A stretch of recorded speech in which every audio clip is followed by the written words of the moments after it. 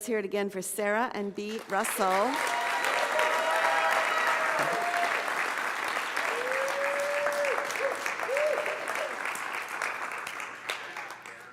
So this year, our theme for 2019 is called Riding the Tide of Impermanence.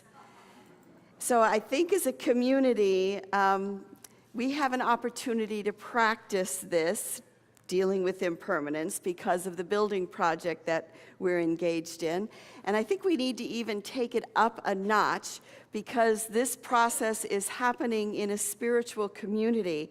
So it gives us the opportunity to also practice spiritual principles as well as going through this experience of impermanence. And that means that we call out the good in every situation, that we see the good in one another, and that we are mindful of our words, our thoughts, and our actions, because we're in this ride, we might as well enjoy it, yeah? And it said not even for this experience with our building, but in our lives, we're in it, you might as well enjoy this ride. So the truth is that life is impermanent, but behind and underlying all the impermanence is the unchanging principle of God, of the divine, of however you choose to call this the supreme one. There is this unchanging principle behind all things. Now, our perception of God may change, but that principle stays the same. And even though intellectually we know that life is impermanent, I wonder how many of us, or how often, we are actually conscious and aware of it. I don't know about you, but have you ever heard catch yourself saying, if I ever die, instead of when I die?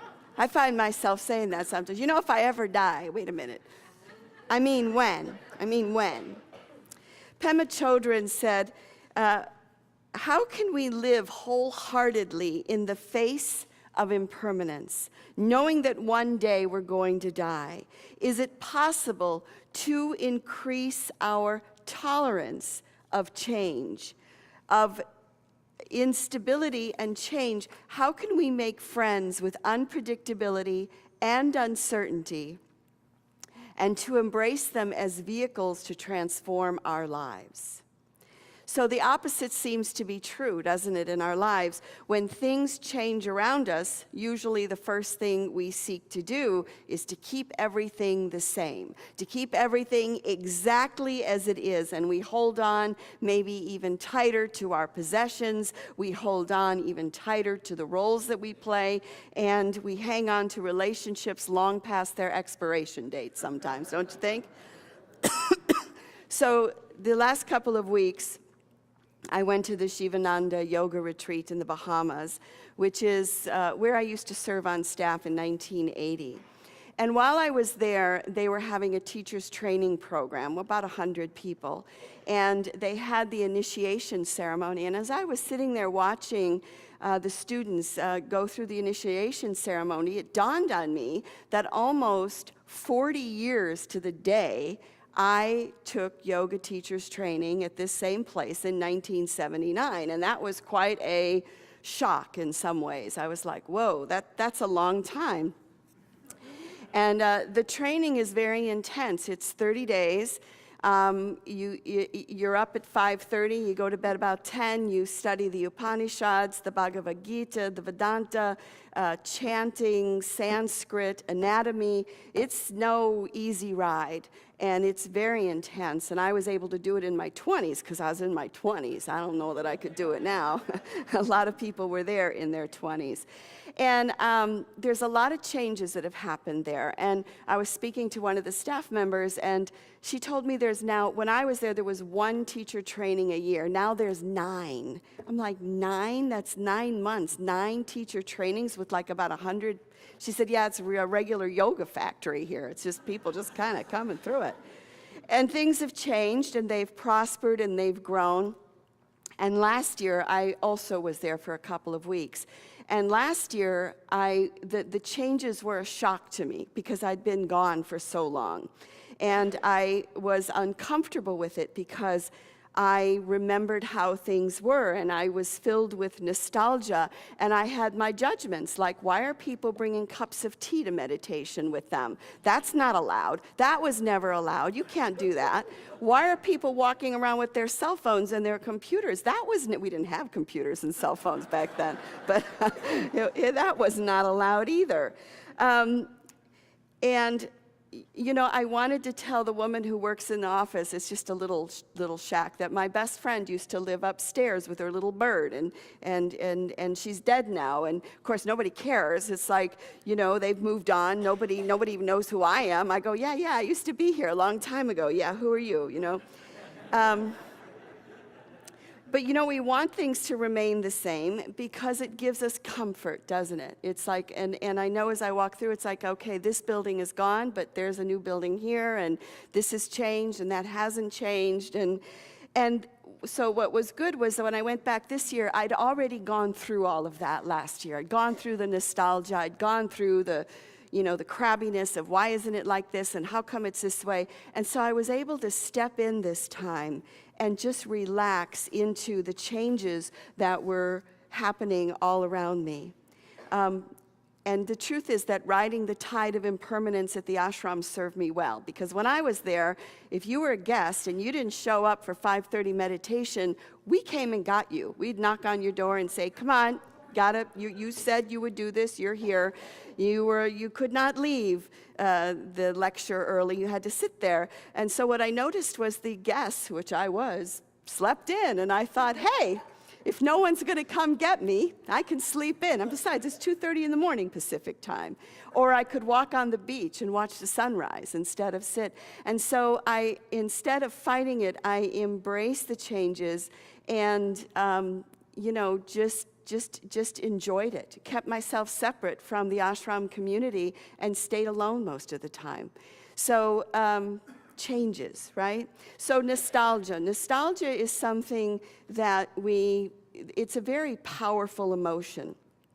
And a definition of nostalgia is that it's a sentimental longing or wistful affection for the past.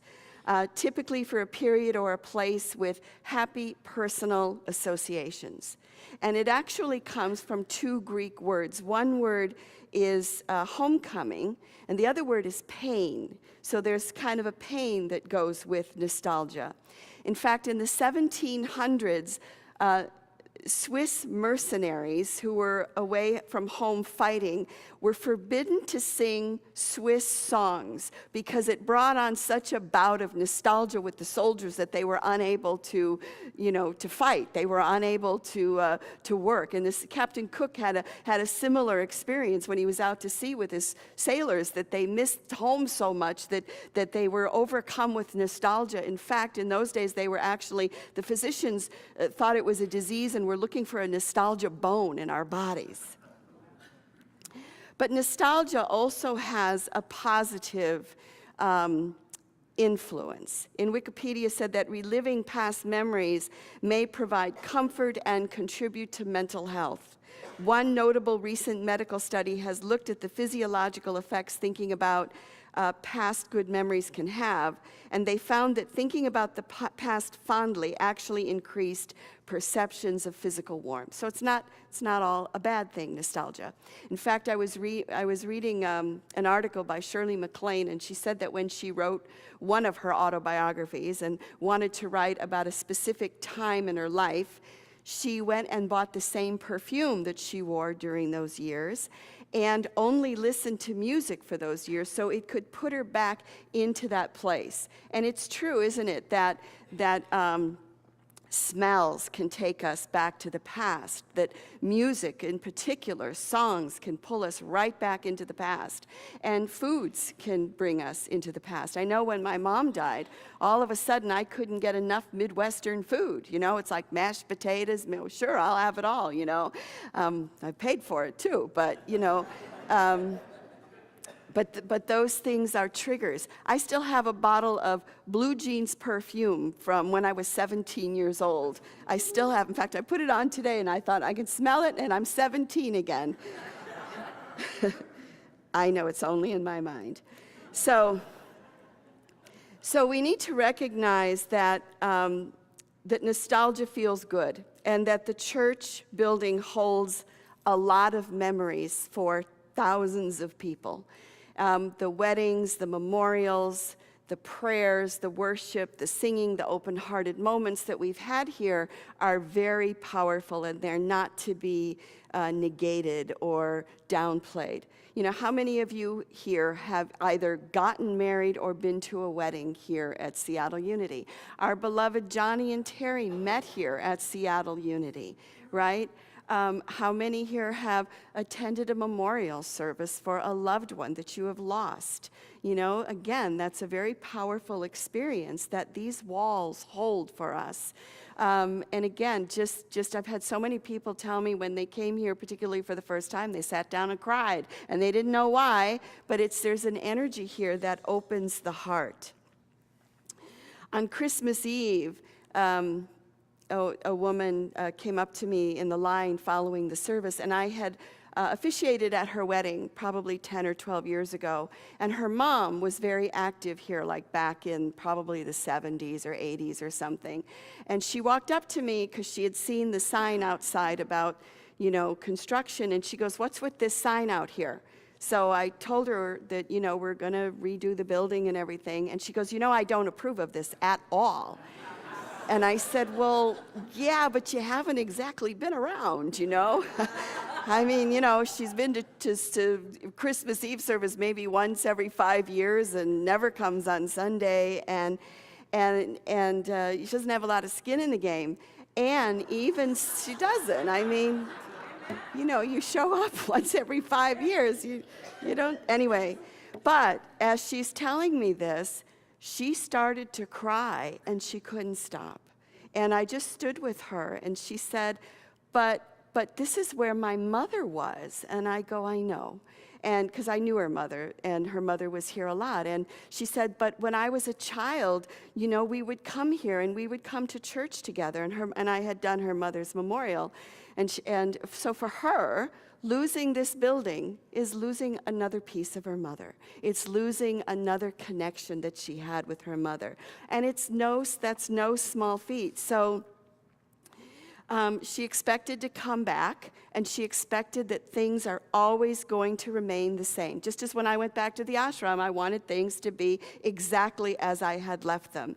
And so I think as we move forward, we need to be mindful that this is what you and me and other people are going to be going through as we move through this year. So to be mindful of that and to be open to that. So nostalgia is wonderful, but the truth is we can't stay there as much as we would like to, because by its very nature, life moves forward. And we can look back, but we can't stare, because otherwise we become like Lot's wife, who looked back and turned into a pillar of salt. And although we may not physically turn into a pillar of salt, emotionally we turn into a pillar of salt, right? Nothing changes, nothing moves. We get stuck in the past. So we need to continue to move forward, because it is life's charge. It's what we're here to do. Martin Luther King said it this way. He said, "If you can't fly, then run. And if you can't run, then walk. And if you can't walk, then crawl. But do whatever you can to keep moving forward in life." And that's our charge, is to move forward. James Taylor said, "The secret of life is enjoying the passage of time. Isn't it a lovely ride?" And it is, when we can, you know, let go of trying to control things and let go of wanting things to be the same. It becomes a lovely ride. Jesus said the same thing in a different way when he said, "Do not be anxious about tomorrow, for tomorrow will be anxious for itself. Sufficient for the day is its own trouble." In other words, be in the moment as much as possible. Do what you can to control things and then let it go. And this year, we will learn tools to learning how to live with impermanence. So when we resist change, we seek to control the environment, people, and circumstances around us. And the truth is, this is an illusion, isn't it? We can direct our course and then watch the changes that we may or may not agree with. So, in lieu of that, our latest news is that our move-out date has changed yet again. Our buyers who they took their third extension, which means now the move-out date has moved to October, which means initially we thought that we would be moving out the end of April or May this year, and now it's probably July or August. So again, it's an adjustment. And instead of arguing with it, what we need to do is to notice how it feels and not run away from it. Pema Chodron said, when we resist change, it's called suffering. But when we can completely let go and not struggle against, when we can embrace the groundlessness of our situation and relax into its dynamic quality, this is called enlightenment. I'm going to say that again. When we resist change, it's called suffering. But when we can completely let go and not struggle against it, when we can embrace the groundlessness of our situation and relax into its dynamic quality, that's called enlightenment, or awakening to our true nature and our fundamental goodness. So what I see as we're going through this is, what if we use this process as a way of awakening, as a way to enlightenment, as a way to practice dealing with impermanence and change, because bottom line, that is what it is. So I want to give you just a little overview of 2018. We're going to be, one of the books that we'll be working with is called Living Beautifully with Uncertainty and Change by Pema Chodron. We'll be looking at Buddhist practices and how they use these practices to approach impermanence. We're going to be looking at the cycle of life and how we move through it, the creator, preserver, and destroyer cycles. The creator is usually a lot of fun. The preserver is a drag, because it's like, oh, I got to show up every day. And the destroyer is outright scary, right? But these are cycles of life that we all go through, and so we're going to honor each of these paths. And in the fall, we're going to learn how to follow guidance through working with a book by Joan Borisenko. So, riding the tide of impermanence. There are tides in life. There are times when we're carried from one event to another, right? You don't even have to do anything sometimes. It's like you just show up and boom, boom, boom. But there's times, too, when the tide is out and nothing seems to be flowing at all. Other times, tide's in and it's like, whoa, bounty, prosperity. So our job is to main the till so that we can direct the course in our life, knowing that even as we direct it, it may not go the way we think it should, and that change is going to show up, and uncertainty will be there, as will impermanence. I love what Brian said in the movie Life of Brian. Remember that scene where they're all hanging on the cross, being crucified at the very end?